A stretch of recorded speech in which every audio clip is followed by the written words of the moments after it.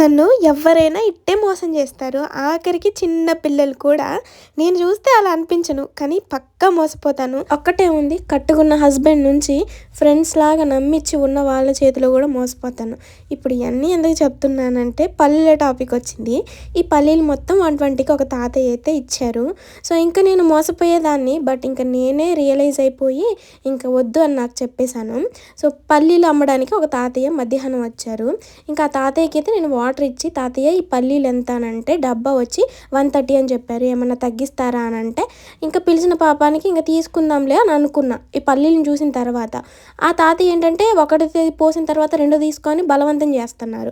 వద్దు తాతయ్య, మా ఆయన తిడతారు, నేనైతే ఒకటే తీసుకుంటాలే అని. నేను కావాలని తీసుకోలేదు, ఎండనబడి వస్తున్నాడు ఆ తాతయ్య, నేను తీసుకుంటా, ఆయనకి ఎంతో కొంత హెల్ప్ చేసిన దాన్ని అవుతాను కదా అని ఆ దృష్టిలో నేను తీసుకుందాం అనుకున్నా. కానీ లాస్ట్కి నేనే మోసపోయాను అనమాట.